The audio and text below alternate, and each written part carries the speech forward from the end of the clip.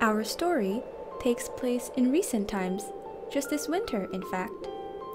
Rosu, wandering through a forest, lost in thought, the trees and the earth were gently wrapped in a blanket of snow.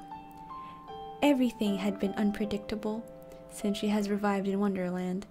Even the weather constantly changes. But this was the first time it had been so cold. Rosu realized, shivering, that she was horribly lost.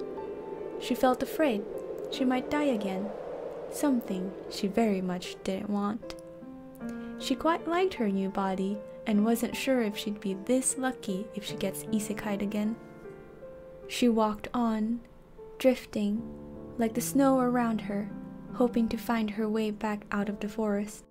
Chancing upon a clearing, she was surprised to see a regal, golden mirror right at its center. She knew it must be magical. There was no way a normal mirror would be standing in that place, strangely clean and untouched by snow. Rosu forgot the cold as she imagined what she might see in the mirror. She hoped for a warm, familiar place from the life she once knew. Looking into the mirror, all she saw was her reflection with a rich, felt curtain behind her. She touched the mirror, yearning for that indoor place. The mirror shimmered like a pool of silver and gave off a faint glow. Then suddenly yanked her right through. Rosu was suddenly there, by the curtain. Looking around her, she now saw a stool, some hangers, and a mirror on the wall. This place felt so familiar, like a dressing room actually.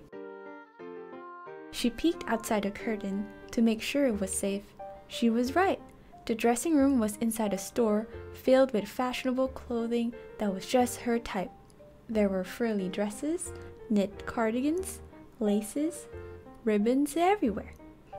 Her luck had taken a turn for the better. Rosu forgot herself in excitement and began picking out clothes. To everyone there, she seemed like a normal girl on her way to the dressing room. But in reality, she most definitely was not. It was then that she realized she didn't have any money to pay for the items, and hoped that the strange and different flow of time in Wonderland would let her borrow the clothes for a bit without causing any problems.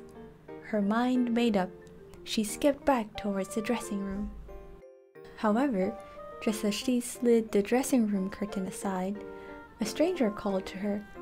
Rosu turned and did her best impression of a calm smile, but she was afraid that she was in trouble. "Hello," a friendly voice said. "Today is the grand opening of my salon next door." Rosu looked and was awestruck by the big, very big, free text on the poster. This beautiful lady was offering free haircuts to select customers to celebrate their grand opening. Rosu couldn't refuse such a big, enormous display of generosity, so she nodded her head in agreement and followed the kind lady.